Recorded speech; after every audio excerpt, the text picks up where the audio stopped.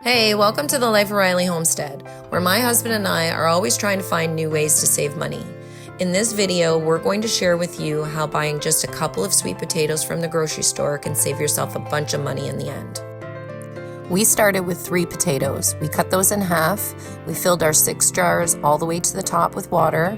The toothpicks are a great help to hold the potato half in and half out of the water. Now just place them in a warm, sunny window and make sure to top up the water once a week or so.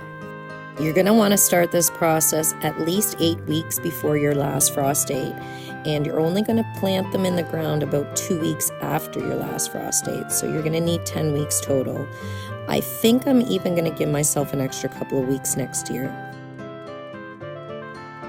I also think that I'm going to take the slips as they root, so giving the potato extra time to root the other slips. As you can see on this one, I got a root that's not attached to a slip, so I'm going to keep that with the potato. And then here is one that is a great slip, so I just dig my nail right into the potato and try to take a little piece of the potato when you're taking it. If you don't want to use your nail, just use a sharp knife. That's fine too. So that's a great slip right there. And then, like I said, there's no other roots on the slips of the potato, so I'm going to take the whole thing. And there was a couple that I did like that. When I came to this one, although there is a major amount of slips on it and a major amount of roots, it took me a minute, but I realized that all of that root was coming off of one slip. So if I take that one slip, I'm left with no roots. And I don't know exactly how that's gonna work, so I decided in the end to leave it. And I'm gonna plant it all together. So like I said, we're just always experimenting. I've never done it this way before. If you guys have any tricks or tips when it comes to sweet potatoes, please leave those in the comments. So we're finally ready to plant outside. Did you know that despite of its name, a sweet potato is not part of the nightshade family like a regular potato? It's actually a tropical plant and it's part of the morning glory family. So if you compare the leaves to each other, you'll see the similarity.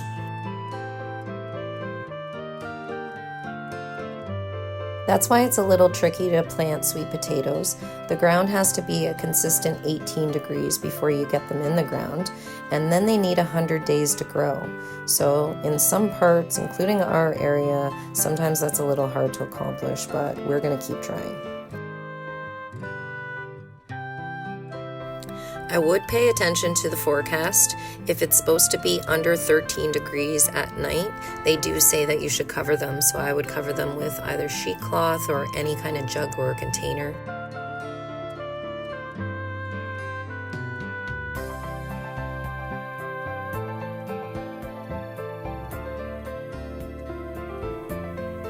I've also read lately that you can take the bottom few leaves off of the sweet potato when you're planting them and plant them a little deeper than I am here.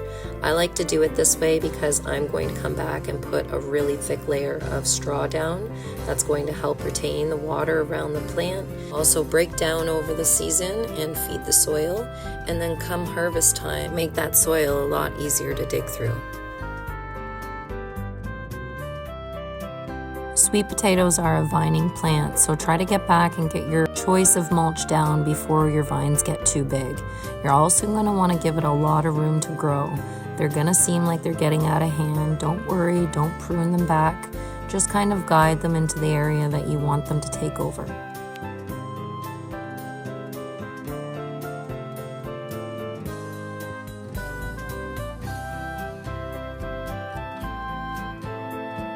You should stop watering 2 weeks or so before you harvest, and that prevents them from splitting. And if they do split, they can't be stored.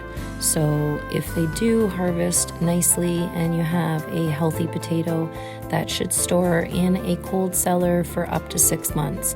And that's another reason why I love sweet potatoes.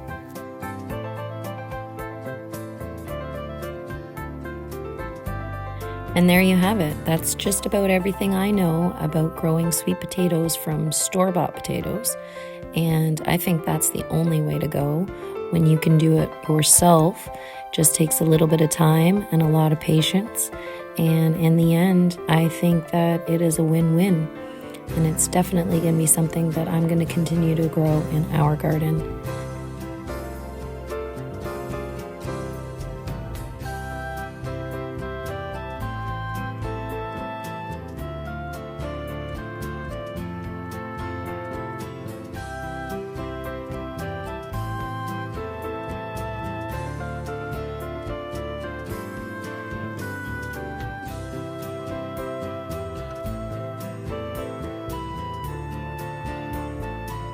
If there is any recipes that you guys suggest when it comes to sweet potatoes, that would be greatly appreciated. This is very new to us as well. It's only the last 2 years that we've started growing sweet potatoes, and up until now it's been pretty much for our puppies. I can take just a couple of sweet potatoes with a couple of other ingredients and make them biscuits that last months. So I do keep those in the fridge, but I wouldn't have to if I dehydrated them. But anyways, that's a new video. Thank you so much for watching our video. If you enjoyed this video or you found its information useful or interesting, please give us a like and a share. And as always, please subscribe to our small but growing channel. The Life of Riley Homestead.